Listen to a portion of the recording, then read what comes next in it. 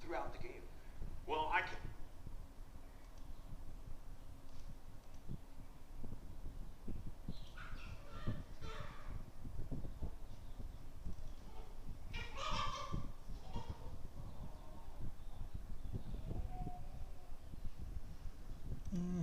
Cameron 상관에 아주 실례 그래요.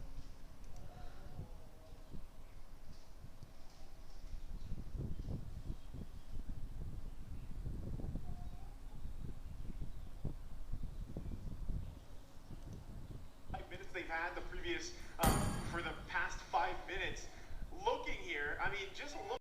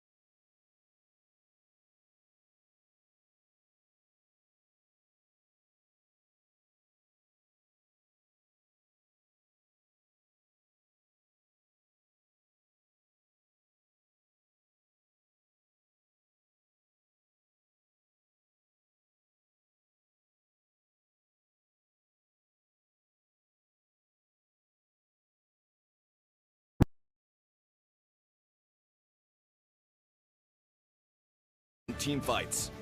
Choose the core talent based on the strengths of each hero to maximize their effectiveness. We look forward to seeing players discover new ways to play their favorite heroes on their way to becoming a legend.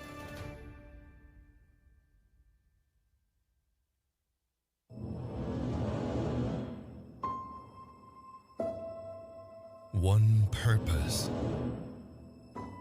one dream, one rhythm,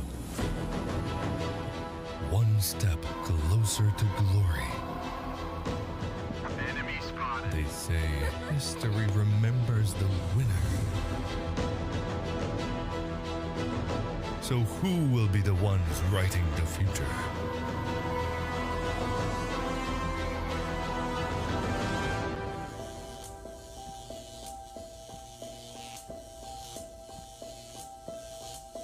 The halls of power call for their kings. The ones who won't back down.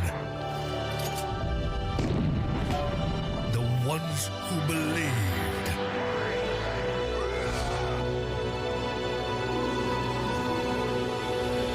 The ones who knew that over 100 nations can't be wrong. Join the fight between August 24th and September 3rd as Yash becomes the world's esports capital. Ladies and gentlemen, welcome back from that quick, short break. The Gamers 8 ISF Asian Championships here for MLBB. It's me, Nice, alongside OSX. The players are getting set up for Game 2, and we just saw actually an amazing Game number 1 from their first series of the day, second one of the day actually, second for Nepal. Yeah. Right, and at this point, again, like we said, point-wise, crucial for both because they were even, they were tied up in terms of points to get that second slot from Group A. But now that Cambodia has found that win, again, it was a great game, 24 minutes, probably one of the longer ones that we've had so far up to this point, OSX. And there probably just needs to be some minor adjustments from Nepal. Yeah, and execution-wise, it's there. It's present. They just need to get a hold on those window of mistakes that they can commit. Because at some point, you've mentioned that, yes, they were rising on with the core scores, riding with a great kills onto their marksmen and even in the EXP lane. But the problem is, if you're up against the lineup of Cambodia, knowing that Shima and also Sikat has on point with the setups on how to enter these kinds of team fights, you might want to secure your late game or end game answer. Look at that. He's feeling it, man. He's feeling his on. He's releasing the energy. Shima on our camera. Oh, he just says, okay. They're okay. Nepal is okay here. So trying to do a reset there. And with Nepal going head-to-head with Cambodia, I say they still have a heart of a champion that they can push through with their game. Yeah, see? Thumbs up. As we say yesterday, Jazzy. Jazeen. We're learning here, We're right? learning it. But yeah, it's both these teams set up, and I'm trying to remember. I believe this is, again, we met these players just recently. I'm pretty sure that's Masarap. You know, we haven't asked him yet. We want to know why the question mark and why Masarap. Yeah. You know, does he just maybe he has some Filipino friends out there? Yeah, that inspired him to do or make this IGM for his own identity. Yeah, funnily enough, like I think that was one of the first. And if they can also test his ability to carry this, not carry the game entirely, because we've talked so much, you know, about the synergy between Masarap and BBC, but he goes with the Klon. So, you know, how do you was banned out? Yeah, which was banned out before. So, like, is this enough to help carry through into a game 3? Yeah, for the Claude and as well as the Farsa. So with that kind of way of putting in mind, you don't want that thing going up against, because there's no tank yet for Nepal. They take out the Hayabusa. Rounded composition, right, in terms of the physical and magical damage. They also have their own CC potential and a way to counter play around it. But in a way, as far as Cambodia goes, is this Joy going in the jungle? He needs something like lesser up. They could be dependent again with a knock-up, with a penalty zone. They might be counter-reactive with the Times journey. But on the side of Cambodia, it's also dependent on with the hooks of a Franco, which initiates a lot of team fights that they can go in early game. So they might, if we're seeing Nepal's composition, they might need to go aggressive in a way that they might force a lot of ultimates out of Cambodia. Well, let's find out. We're jumping in the land of Dawn, game 2 here. Cambodia possibly looking for a sweep that should be able to secure themselves a spot. Let's take a quick look at the emblem breakdown too. Quite a variation, right? We've got both gold laners running the tenacity. They're going to have that, but the difference between the quantum charge and the killing spree also still having that agility as well, moving around. Now, on the other side, the big thing again is Masarap. He's got the Brave Smite. He's got Festival of Blood. The biggest thing for him is just landing the flickers and landing the penalty zones. That's a nice hook. Panda should be fine. He's going to get whittled down a little bit, all leading into that orange buff here. Masarap helping him out. Sikat now being trapped into... That is Masarap. Masarap. That first blood. Taking the first blood. Nepal strikes first. Now, at that point, the D7 wanted to delay the jungler of Nepal, which is Lunatic Panda. He kind of think that he might go in the orange, but no, Xerox, good escape there with the flicker on Wings by Wings. Yeah, he could have gone. At some point, Cambodia and D7, he's looking for ways of delaying Nepal, which they did. Work as much as possible to be that guy, that front line, to not... Right? Yeah, there it is again. BBC. As we're saying, right? D7. And at some point, right, you have to, what he's doing is trying to get that vision, obviously, with the, alarm bots and everything else, but still, in a time, you're going to need that time journey for your team, and you don't want to just continuously be hooked, obviously. They're going to go ahead and clash, though, for this turtle. ATM using the beats, being on the deep in the back lines of Nepal. Now, who takes the second turtle? Who is going to be? Now, it's going to be Sika taking out BBC. There's no time journey, but Shima secures the second turtle. Now, Cambodia is going back with a strike. Lunatic Panda being trapped in force well. Lunatic Panda lowing down on it. As the game goes on, he will be more of a threat, but right now, biggest problem is just D7 landing these hooks. This is why Franco is such a threat. Because, you know, naturally, even if you don't have an early game where you're just landing hook after hook, really it just takes one. You know, you could be missing all the hooks in the game, you land one massive hook, it turns the tide of the game. Well, in this essence, D7 is just making things work for his entire team. So as they build that gold lead, you can already see in the items here, building up. Masterap, though. Look at that sustain. Penalty zone dropping in 2. Will he even live through this? ATM secures, popping his vengeance. And a sliver of hell secures the kill for Cambodia. That would have been tough, right, if Maserap was able to survive that. But, yeah, taking a look again at the items, they're really on their way to where they need to be. Like I said, keep an eye as well on Yahiko. He's only got the DHS. He's got a little bit of defense here. D7, going to take some feathered airstrikes. Oh, D7 might be close, being taken down by Nepal. ATM to the rescue here. Will he get a kill? But that is a time's journey. Won't make it to the cut. ATM as well, taken down to kill. 4 members being regenerated by a good pull. And a hook from D7 with a flicker bloody hand combo. Serving Fury another kill. Cambodia still going through this fight. Man, he stopped the recall there too. It forced Xerox to be like, maybe I shouldn't recall there. So respect on it. But, you know, as some of our dear friend casters around the world would say, D7 right now is just cracked, man. He is landing hook after hook, and I don't know what the rate is, but they got to do something about it. So now... Need a hook counter. Yeah, hook counter. Third turtle of the game is up, and Cambodian is in a great position to take this as they built themselves a nice, comfortable, about 3K gold lead to work around. You can see even the call from Nepal is like, Yahiko, just go farm. Push, farm, get those items, get those 3-4 items that you need on Claude to really just shine with the damage of the Blazing Duet. But still, you know, Nepal showing some fight here. Another hook. Another setup from a D7, but with the knock-up, the counter front for Masharap. With that penalty zone, will this be for Nepal's counter-attack? But the punch will now follow through Cambodia. Flicker misses out. That's kind of initiation, but still, ADM secures the kill onto BBC. 2 members down. Cambodia still lives. Now Xerox Hill will fall back with Wings by Wings. Now present onto this turtle. Cambodia will secure this turtle. But there is a push down bottom, trying to get it with objective trades cross map. Okay, at least Xerox went down there.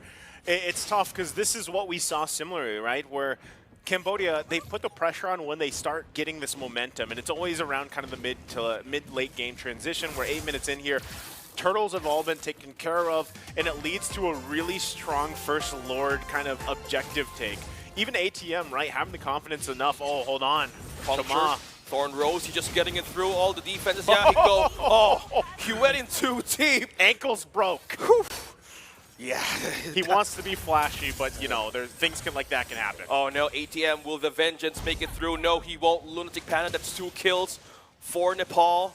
Oh, Shaman and ATM, he kind of need to not go down deep with Nepal's defenses. Just capitalizing through. That happened in game number 1. Yeah, well, again, you know, this is Chama we're talking about, right? So you kind of expect some of those moments to happen where, you know, they're kind of feeling very confident that they can get that kill. But this is Yahiko we're talking about. Yahiko is just having really good games from series to series, game to game. So, again, he is that kind of trump card here for Nepal. They really need to be able to count on him, really, especially late game. What a pull from Zekat. With a Shadow Stampede. Oh, hook misses. That was close for D7. Electrifying Beats might be activated here. 3 members might go down. Super Shima here. BBC secures the kill. ADM is down, but what's going to be the counter punch? 3 members might be in trouble. Hook won't land for Yahiko. Nepal takes down 1. That's ADM for Cambodia. Still holding through this first-tier turret of their base. See, even with this, like, there's still a lot of fight here for Nepal. And that's the great thing, because even when Cambodia finds those moments where they start really pushing on the gas, they start building this massive gold lead. Nepal always finds ways where they can to kind of whittle that down and not let it get out of control. Now, you know, now the First Lord is up here. They could be in a good position to actually fight this too. Yahiko also has, you know, the items for the most part that he needs. He still might be working on that 3rd, 4th item, looking for that. Another hook though. Initiation from Cambodia with the bloody nice. and the hook, but reverse time. D7 might be caught up here for Nepal. That's their counter punch, but still surviving it through the piercing damage. Conceal. And burst of Nepal, that is the counter play, the conceal for Cambodia as well. Oh man, peel after peel, back and forth, a dance on who initiates first. You see, this is what I was saying, OSX. I was saying it is these two teams, the way that they play, it's like fire and fire, right? They're dancing with each other, and it's a back and forth between who has that initiation, who has that counter, and they're playing around with it so well. Now, this all leads, like I said, into that Lord. Big Fury pickup here with the Haas Claws. That's going to be crucial, like we saw in the previous games in the hands of Yahiko, to sustain some of these fights being thrown at them, because the way these two lineups work, it can be very extended, right? The fights can go back and forth. We just saw that where you have that kind of retreat and then the reinitiation with the conceal. This is why both these teams don't want to overly commit to the first Lord. Even though it's the first Lord of the game, you still really want to be able to buy time to farm up, get the items you need, and that's what we're seeing here even from Nepal. Wow, ADM is really trying to contest that purple, but Lunatic Panda secures that objective. Not on my watch. 11 minutes in, 7-10 score. Cambodia still on the lead. Now they might secure a push here because, as we see, three turrets of Cambodia and Nepal is still standing. They're not opening up a part of their map just to be taken by one of the jungles of their own team. Here we go. This is the dance, right? First Lord of the game. Going to be working on it. Chama pulling it to his side. Both teams getting in position. Look at that. Keep an eye on Cambodia. Fury and D7 patiently waiting down bottom on the bush. Nobody's checking from Nepal on what might happen. Okay, you have no clue on where these two might come from. There he D7, Bloody Hunt, onto Yahiko. Wow. There's no marksman for Nepal. It's go time for Cambodia to punish this. Now it's one way or another. Super Shima takes down 2 and a trade of 1. Shima once again trying to go for a trade with Cambodia, but the cavalry is here to take on one of the defense. 3 members down and a Lord present for Cambodia to take. Fury starts to the damage, but Nepal didn't know exactly where D7 and Fury could happen. A crucial kill for Cambodia. They just gave the kill, pretty much just go for the Lord here for Fury. They want to stop it though. Oh, Lunatic Panda is going alone on life. Woo! Now still surviving through ATM. Takes out BBC and now they're on pursuit. Will they take down Masarap? Yes, they will. The penalty zone. What a follow-up with the Iron Hook. And the Bloodhead continues. Masarap still sustaining the fight. He still lives. And Yahiko with a blazing duet. Still safely escapes the wrath of Cambodia. Fight after fight. It's still similar from game number 1. Who won that? There's 2 men down of Cambodia. It's still Nepal going for the trade. Chama's setting up here. He knows they're going to go ahead and start this. This is for Nepal. They're going to push him back. He's low on health. He's low on health. No, he won't survive that. Yahiko takes the kill. Lord is now with Nepal. They're going in for a push. Waves coming through. Now Cambodia will be on defense. So I'm going to go ahead and say that, you know, this all started especially too when the fact that with Chama dying earlier on, it was tough, right? He got that double kill early, but with him going down, they told Fury to go ahead and start the Lord. Things kind of went from there, but then by the time the fight broke out, Nepal was back up. So, you know, with mistakes like that, being a little overzealous is gonna just kind of, you know, bite you in the behind. So now you gotta work through this. Lord still working up here, should be able to clear that Fury just fine, but losing half the health on the tier 3 turret. Still trying to hold on to this mid the best they can. They're gonna lose some of that space to work with too. ATM though. In the back line, trying to invade Nepal slowly but surely. But Seagat, oh no! Dropping down HP, they forced and used the called altar, but Super Shima to the rescue, taking out BBC. Time's journey is out for Nepal now. This could be a follow-up of damage. Lunatic Panda might be in trouble. Be trapped in 5. Fury getting a kill. 5-1-5. Cambodia still pushing through those challenges. A trade. There's no trade for Nepal. They might go for a retreat in defense. A pull and a higher hook, an iron hook once again for D7, plus a turret takedown. Oh, now that missed out. A penalty zone onto Cambodia. Resource has been used, but Masarap takes down Seacat. Oh my goodness, we saw it. We didn't see that part two, but when he BMI'd back, Jamal was right there. And it just gets from bad to worse here for Nepal. Cambodia just punishing them. And it looked like it could have been so good for Nepal, but just a mistake and a mistake after another leading to this. So now Cambodia looking to possibly end the game. Some of the members should be up here. Do they end it? Can they end this? Can they defend Nepal? Can they still hold on? All members complete for Cambodia. They're eyeing on the base. Cold Altar being used to regen and sustain. They're trying to retreat back. It's too risky to push through the base this early on for Cambodia.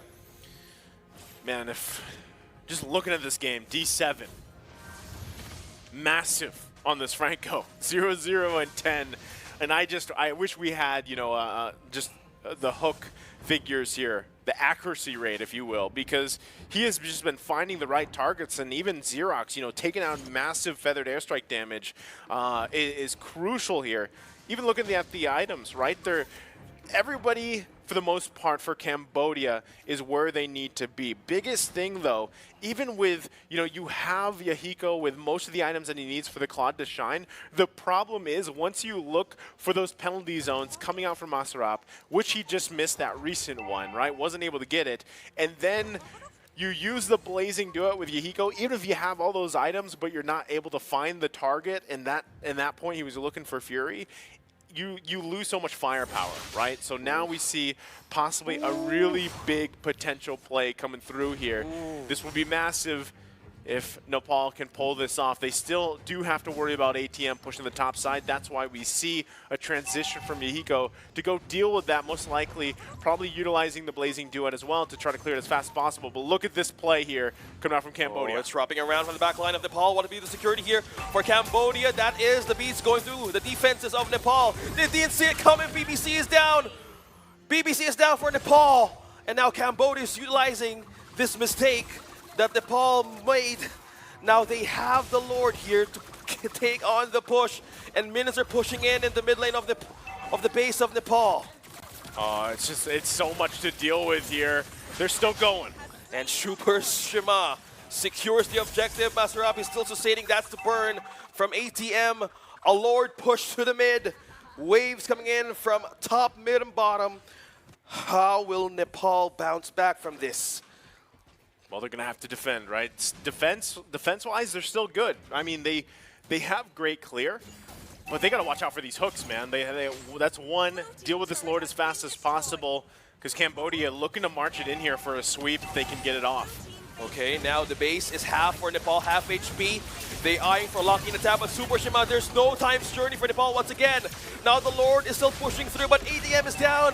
2-3 members are dropping on bodies of Nepal, but it's the end for this game. Cambodia secures this match with a 2-0. There's Jamal. So he's feeling good about that. Again, congratulations there to Cambodia. Sweep. Another sweep here. So Nepal, you know, getting their own from the previous series. And then they face off against Cambodia. Cambodia gets that sweep themselves. So this is going to be interesting for the standings, at least once we get that update. But still, you know, in a way, Nepal has a lot of impressive moments.